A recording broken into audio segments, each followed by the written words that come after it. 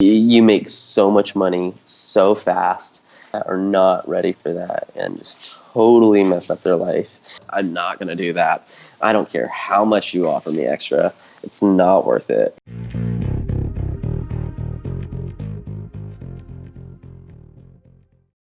Hello everyone, it's Rose Vital here to be fatally honest with the final episode of Male Sex Workers in America, a Gigolo's Life. In this episode, Joel tells us the many ways a sex worker's life can be impacted negatively. Being forced to endure abuse from sadistic clients, the sacrifices to their social and love life as well as their mental well-being.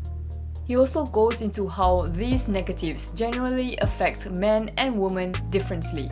Want to know more about Joe's crazy experiences within the sex industry? Many more episodes can be found in the playlist linked in the description down below. Disclaimer: I do not endorse entering the sex industry under any capacity. I strongly suggest that no one attempt to copy anything they've seen or heard in my videos. Furthermore, I do not necessarily agree with any of the opinions or stories told by my guests in my videos. Now that you've told me about some of the perks in being a male escort, were there any real negatives that came along with it? Sometimes you're laying in bed and you don't want to do anything, or you want to go have a fun time with your friends or whatever, or you just don't feel like going and doing anything sexual, and you're not horny or whatever.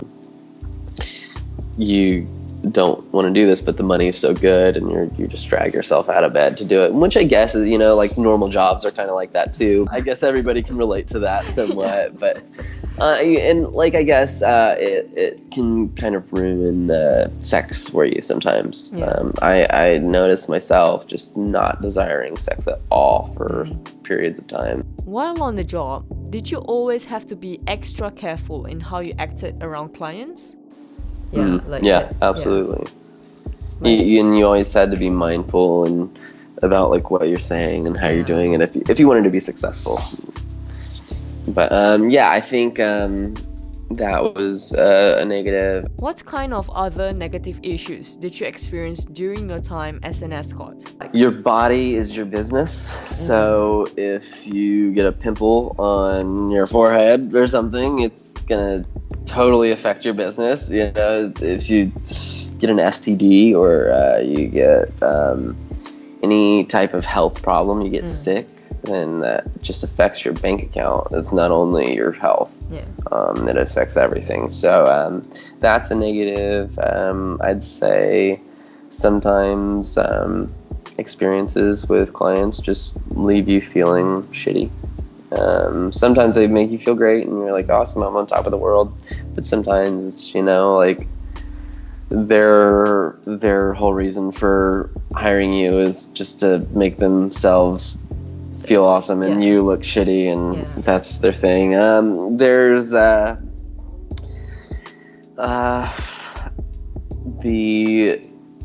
inability to relate to normal people. I feel because I was in the life for so long, it was very hard to have a normal conversation with anybody.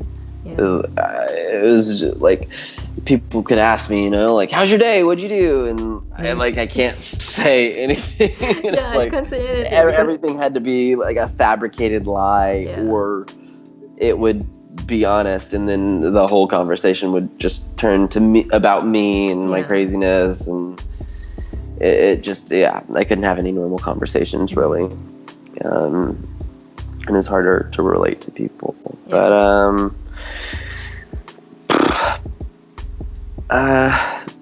so sometimes they would ask you to do drugs that you just weren't into, that you didn't want to do.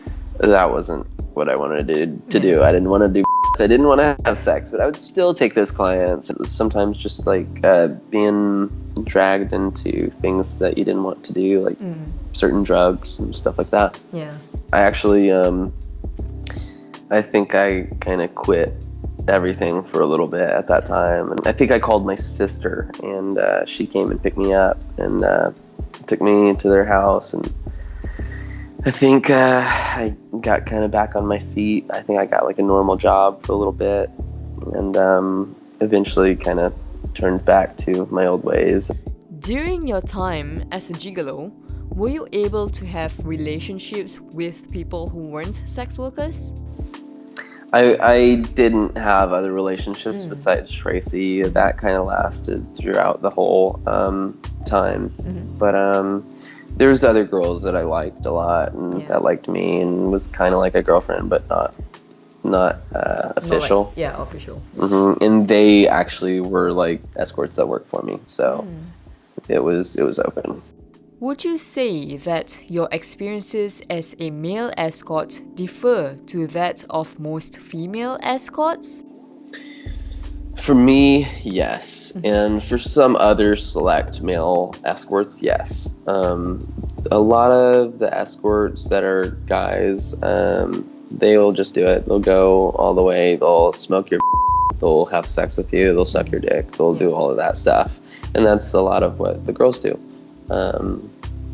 But for myself, I only would jack off or let somebody suck my dick if they paid me extra. And that was the extent of it for me for as long as I did it. And for the girls, they would do more. They would have sex. They would give a blowjob. They would kind of do more. Do you think those differences make female escorts more susceptible to trauma and depression? I would say it's greater. Women are naturally more emotional, and I feel like some women, they've hardened themselves and they're just, I don't care, whatever, and I'll have sex with 5,000 guys and it won't be any different. So there are those types, but for the most part, I can see girls hating men after doing it for a certain period of time.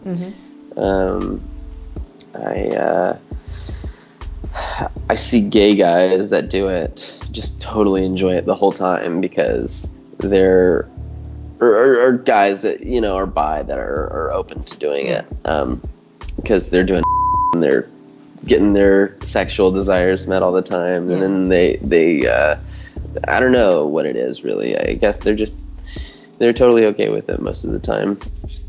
The girls sometimes have trouble getting through some of the stuff and some of the situations. Sometimes they just feel like dirt or trash or whatever you want to say, like very low.